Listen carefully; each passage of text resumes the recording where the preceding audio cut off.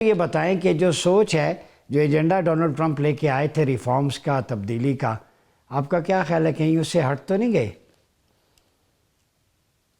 नहीं, उससे बिल्कुल नहीं हटे। दो तकारीर जो है उनको आपको सुनना होगा। आपके देखने वालों को मैं एडवाइस करूंगा, एक डेवोस के अंदर और अगले दिन जो मार्को रूबियो हमारे सेक्रेटरी ऑफ स्टेट हैं, उन्होंने म्यूनिख में जो स्पीच दी है, उन्होंने बिल्कुल बताने की कोशिश की कि 1945 के बाद जो नए निज़ाम बनाए गए थे वो सारे किस तरीके से गैर फाल हो चुके हैं। यूनाइटेड नेशंस डिलीवर नहीं कर पा रही, वर्ल्ड बैंक, IMF का रोल, नेटो, ये सारी चीजें इस वक्त जो है वो पुरानी हो चुकी हैं, टूथलेस हो चुकी हैं। कोई खातर खा उनका कोई फायदा नहीं है। आप बिलखसूस देख लें, अभी रिसेंटली गजा के हवाले से, कश्मीर के हवाले से कोई ऑर्गेनाइजेशन आगे नहीं बढ़ पा रही। डोनाल्ड ट्रंप साहब इस वक्त देखा जाए तो उन्होंने कई फैसले ऐसे किए हैं जो एंटी इजराइल की मर्जी के बगैर हैं। पिछले कोई भी सदूर इस तरह का स्टेप नहीं ले पा रहे। उसकी मिसाल देना चाहूंगा, डोनाल्ड ट्रंप साहब डायरेक्ट हौतीस के साथ एंगेज किया, हमास के साथ एंगेज किया उन्होंने।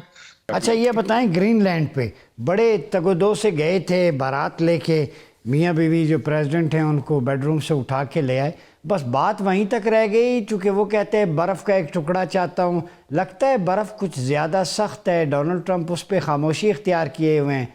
कोई ख़जाने थे, कोई ऑयल था वेनेजुएला का, वो ग्रीनलैंड, वो सारे चैप्टर अब लगता है कि कोई कहीं पस मंज़र में नहीं चले गए ईरान के बाद। मेरे ख्याल में वेनेजुएला में जो अमेरिकन अहदाफ थे वो उन्होंने हासिल कर लिए। मोंडोरो को लाना चाहते थे, ऑयल पे कब्जा करना चाहते थे, वो उन्होंने कर लिया। आइसलैंड के हवाले से अगर देखा जाए तो अमेरिका और आइसलैंड का 1951 का जो डिफेंस एग्रीमेंट है, मेरे ख्याल में वो ऑलमोस्ट इसी तरह ही है जिस तरह उस पे कब्जा हो। यहाँ पे ये बताना चाहूंगा कि ग्रीनलैंड डेनमार्क की टेरिटरी है, और डेनमार्क खुद इतना कमजोर है कि नाजीज ने 6 घंटे में पूरे डेनमार्क पे कब्जा कर लिया था। और आज उस आइलैंड की जो टोटल अपनी पॉपुलेशन है 55,000 है। अगले दिन यूरोप ने बड़े मसल फ्लेक्स किए, नेटो ने एलाइज भेजे, नेटो ने अपने ट्रूप्स भेजे, और ट्रूप्स सिर्फ 100 के करीब थे, जिनमें से 15-20 जो जर्मन ट्रूप्स थे वो वीकेंड के बाद घर चले गए थे। तो मेरे ख्याल में डोनाल्ड ट्रंप इस पॉइंट पे तो वो बिल्कुल ठीक है कि ग्रीनलैंड अगर कोई भी दूसरी ताकत उस पर कब्जा करना चाहेगी तो ग्रीनलैंड अपने आप को डिफेंड नहीं कर पाएगा। जो लम्हा फिक्रिया अमेरिकन के लिए है कि इस नेशनल सिक्योरिटी थ्रेट, इस बैकयार्ड ऑफ अमेरिका। यहाँ पे यूरोप के हवाले से जो उनके तहफुजात हैं, वो क्रीमिया को भूल चुके हैं, यूक्रेन को भूल चुके हैं, जो कि बिल्कुल इस वक्त रशिया के कब्जे में है। आज की जो लेटेस्ट खबर जो आ रही है कि ओडेसा के ऊपर रशिया ने कब्जा कर लिया है, और यूक्रेन आज की इतलात के मुताबिक जो है वो सी लेस हो चुका है, सी लॉक हो चुका है। उसको पास आज कोई भी बंदरगाह मौजूद नहीं है। वो अपनी गंदम दोबारा किस तरह बेचेगा? दुनिया में बहुत बड़ा वीट का एक्सपोर्टर था। तो यूरोप उस पर खामोश है। यूरोप खुद लाचार है, बीमार है, ज़हीफ हो चुका है, अपने लिबरल और कमजोर लीडरान की वजह से बिल्कुल पावरलेस हो चुका है। आप देखें तो इस वक्त देखें उनके हालात क्या हैं। लेकिन मेरे ख्याल में डोनाल्ड ट्रंप साहब की स्पीच जो उन्होंने दी थी, जिसको मैंने पहले अर्ज किया था, कि उन्होंने कहा था कि आज अगर अमेरिका यूरोप को डिफेंड ना करता तो ये जर्मन और जापानीज जबान बोल रहे होते। तो मेरे ख्याल में उस पर हक बजानब है। नेटो ने आज तक अमेरिका को क्या दिया है? कुछ भी नहीं दिया। जो यूरोपियन है वो अपना अपने हिस्से के जो वाजबात हैं वो भी देने से कासर हैं। अमेरिका अगर ना हो तो यूरोप कहां स्टैंड करेगा, दुनिया कहां स्टैंड करेगी? That's a big question mark. ये सीक्रेट ऑफ द वर्ल्ड एक किताब है, और बहुत सारे लोगों ने प्रिडिक्ट भी किया, गलत भी हो सकता है, कि यूरोप और बिलखसूस यूनाइटेड किंगडम को नियर फ्यूचर में सबसे बड़ा ख़तरा रशिया से है। हो सकता है कि हम दुनिया के नक्शे पर लंदन को न देख सकें। आप इससे एग्री कर सकते हैं? मेरे ख्याल में मुश्किल है। जब तक अमेरिका और यूके बांड बहुत पुराना बांड है। आपने देखा होगा सेकेंड वर्ल्ड वॉर में 1945 में, मेरे ख्याल में डोनाल्ड ट्रंप साहब उनको झंझोड़ते जरूर हैं लेकिन उनको अबैंडन नहीं करेंगे। और आज भी अगर देखा जाए तो दुनिया की सबसे स्ट्रॉन्ग आर्मी जो है वो अमेरिकन आर्मी है।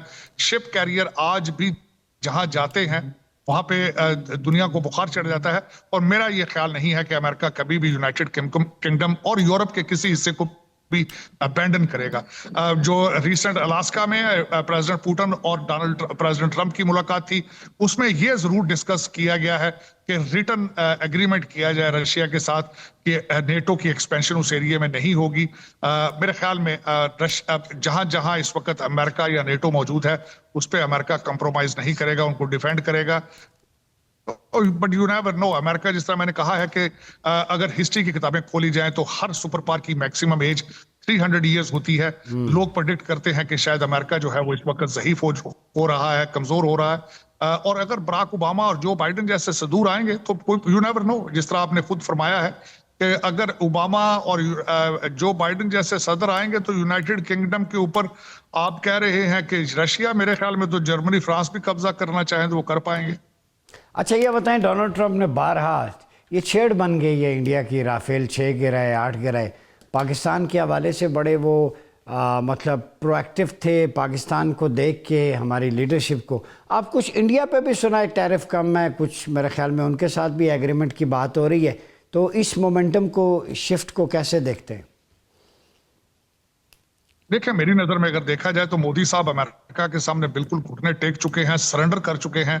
आपने देखा होगा कि भारत के अंदर इस वक्त फार्मर्स जो है वो दोबारा जुलूस निकालने की तैयारियां कर रहे हैं, क्योंकि जिस तरीके से अब डेयरी प्रोडक्ट भी जाएंगी अमेरिका की जाएंगी, और जिस तरीके से दूसरी चीजें सारी, डोनाल्ड ट्रंप साहब ने कहा है कि हम बेचेंगे ज्यादा, खरीदेंगे कम। तो इन सर्कमस्टांसेस में अगर देखा जाए तो मोदी साहब पूरी डील अपने अवाम के सामने खोल के नहीं रखते, लेकिन ही हैज कंप्लीटली सरेंडर और वादा कर चुके हैं और कि वो रशिया से तेल नहीं लेंगे। तो उसके बाद जो भारत के अंदर एक महंगाई का तूफान आएगा, उसको किस तरह हैंडल करेंगे। लेकिन मैं ये समझता हूं कि मोदी साहब जो कहते थे मेरी 56 इंच की छाती है, वो 58 इंच की छाती के सामने सरेंडर कर चुके हैं, कंप्लीटली फ्लैट।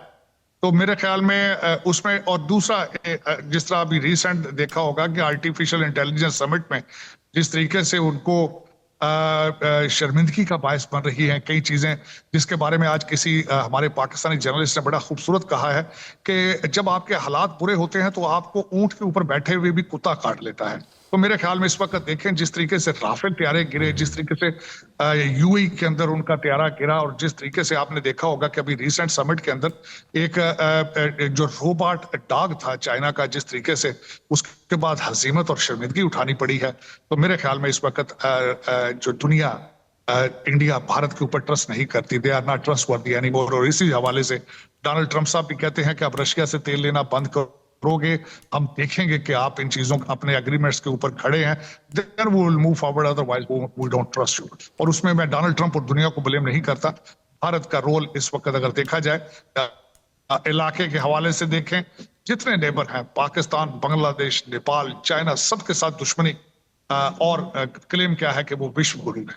तो मैं इस पे आई थिंक जी, आप इतने करीब हैं, यूएस में रहे हैं, आप अंदर पॉलिसी मेकिंग अथॉरिटीज़ को गौर से देखा है, मिडिल ईस्ट का क्राइसिस, गजा का पीस बोर्ड, इसकी होते हुए डोनाल्ड ट्रंप प्रेसिडेंट है इस वक्त, आप दुनिया का और मिडिल ईस्ट का और मुसलमानों का मुस्तकबिल क्या देखते हैं? देखिए, सबसे पहले तो मैं याद करना चाहूंगा मुसलमानों को अपना होमवर्क करना होगा। जो मैं मुसलसल देख रहा हूं कि चंद मुट्ठी भर जूश लोग जो हैं उन्होंने पूरी दुनिया को हॉस्टेज बना रखा है। और वो कैसे? वो तालीम की वजह से। आप 18वीं सदी से लेकर अब तक कोई भी किताब देख लें साइंस की तो वो उसका राइटर जूश होगा। आप देखें कितने बच्चे इंग्लिश पढ़ रहे हैं, कितने बच्चे मैथ पढ़ रहे हैं। आपकी एडमिनिस्ट्रेशन देखा जाए तो आपका हर आईजी, आपका हर चीफ सेक्रेटरी डॉक्टर होता है। क्या वजह है? तो वो पढ़ते बायोलॉजी हैं लेकिन आके पाकिस्तान की सर्जरी कर रहे हैं। तो मेरे ख्याल में आपको इन हाउस आपको करना होगा, साइंस की तरफ तवज्जो देनी होगी, मैथ की तरफ तवज्जो देनी होगी। देखना चाहिए कि इजराइल किस तरीके से इतना राइज कर चुका है। हर स्टार्टअप, आर्टिफिशियल इंटेलिजेंस का हर वेब जो स्टार्टअप है वो शुरू होता है तो इजराइल से शुरू होता है। तो दर हकीकत अगर देखा जाए तो 3.5 लाख लोगों का मर्डर किया गया दिन दिहाड़े आपकी आंखों के सामने, और कोई भी मुसलमान जो है वो कंट्री उफ नहीं कर पा रहा उनके सामने। आखिरी उम्मीद क्या है? बोर्ड ऑफ पीस है। अब बोर्ड ऑफ पीस के बगैर आपके पास क्या चॉइस है? कोई चॉइस मौजूद नहीं है। और मैं समझता हूँ वो भी डोनाल्ड ट्रंप साहब जैसा सदर जो कि is not a traditional president, उस वही इस तरह का कदम उठा सकता है। वरना जो बाइडन जो थे वो तो अमेरिका में उनको कहा जाता था ऑटो पेन, वो तो साइन भी नहीं कर पाते थे। बराक ओबामा सीट पर बैठे थे और 15 साल 12 साल चाइना और रशिया और भारत और इजराइल ने भरपूर फायदा उठाया एक वीक फॉरेन पॉलिसी का। डोनाल्ड ट्रंप साहब उस 12 साल के मैस को साफ करने की कोशिश कर रहे हैं। लोग इस वक्त समझते हैं कि शायद पीस ऑफ बोर्ड जो है यूनाइटेड नेशन का नेमुल बदल है। अब देखें कि डोनाल्ड ट्रंप साहब इस एक ग्रुप ऑफ पीपल को किस तरह लेके आगे बढ़ पाएंगे। अगले दिन मार्को रूबियो साहब ने और प्रेसिडेंट ट्रंप ने कहा है कि पीस ऑफ जो बोर्ड ऑफ पीस है वो ना सिर्फ गाजा पे बल्कि दूसरे कॉन्फ्लिक्ट्स को भी हल करने की कोशिश करेगा। अब देखें वो इसमें किस तरह कामयाब होते हैं। गाजा के हवाले से मेरा ख्याल है इस बोर्ड ऑफ पीस के दो मेन ऑब्जेक्टिव होंगे जो मीटिंग कल शुरू हो रही है वॉशिंगटन डीसी में। एक तो सीज फायर को उसको फरोग देना और दूसरा फंडिंग इकट्ठी करना। 5 बिलियन से ज्यादा $5 बिलियन से ज्यादा फंड जो है उनकी कमिटमेंट आ चुकी है कि उस जो डैमेज किया गया है, जो तबाह किया गया है उस गाजा को, उसको दोबारा रिस्टोर किस तरह करना है। ये दो चीजें एजेंडा का हिस्सा होंगी। देखने वालों को ये बताना जरूरी होगा कि अभी तक गाजा में सीज फायर नहीं है। मुसलसल निहत्ते और बेगुनाह फलस्तीनियों को कत्लेआम अभी भी जारी। अच्छा, आखिरी सवाल साजिद साहब, मुख्तसरन बताइए। एप्स्टीन फाइल आई, लाखों पेपर्स, अभी कुछ आना बाकी है, उसमें बहुत सारी शख्सियात के नाम, और जो एक पाकिस्तान में और यहाँ पे जो एक वेव चली कि वेस्ट का जो एक घिनौना चेहरा था, freedom of expression, speech, under as लड़कियों के साथ सेक्स असॉल्ट, तो इसका इम्पेक्ट पड़ा है अमेरिका में? इसके बारे में क्या तासुर पाया जाता है आम आवाम में? देखें, एप्स्टीन फाइल उसमें जो मेरा उसके ऊपर एनालिसिस है कि वो यूरोप के मुंह के ऊपर एक तमाचा है, इसमें कोई शक नहीं है। पेरा रवि और फेथ से दूर हटना, मजहब से दूर हटना बच्चियों के साथ, मैं कहता हूं कि एक बहुत ही घिनौना फेज था और इस हमाम में सारे नंगे थे। अफसोसनाक बात। लेकिन देखें, अमेरिका के अंदर उसका इम्पैक्ट इसलिए नहीं है कि पिछले 12 साल वहां पे क्या होता रहा है। आप देखें, लीगलाइजिंग वीड, मरवाना, जो कि मैं समझता हूं जिस तरह ओपीएम था बिल्कुल चाइना में, उसी तरीके से एक ड्रग को इंट्रोड्यूस कराया गया। फिर एलबीजीटी कम्युनिटी और वोकनेस और प्रोग्रेसिव एजेंडा जिस तरीके से 12 साल प्रमोट किया गया है, ऐसे मुआशरे में एप्स्टीन फाइल को इतना बुरा नहीं समझा जा रहा, जो कि समझना चाहिए। और यही इस वक्त अमेरिकन सोशल फैब्रिक का अलमिया है। तो वो मेरे ख्याल में इस वक्त अगर देखा जाए तो उसमें डोनाल्ड ट्रंप साहब के हवाले से जो उनकी स्टेटमेंट्स थी कि उन्होंने प्रेसिडेंट बनने से पहले ही अपने आप को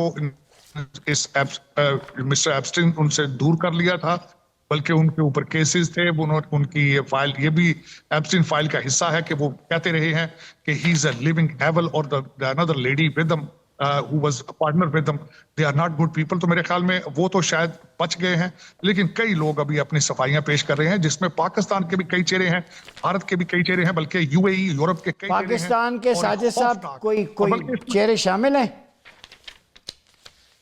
पाकिस्तान के भी एक आपके लीडर, उनका भी नाम उसमें है। वो भी मुअक्कलात के जरिए कौम को ठीक करना चाहते हैं, पाकिस्तान की तरक्की मुअक्कलात के जरिए करना चाहते हैं। 2 चीफ मिनिस्टर उन्होंने मुअक्कलात के जरिए अपॉइंट किए। तो ये अफसोस की बात है कि पढ़े लिखे घरों के बच्चे किस तरीके से गुमराह हो चुके हैं।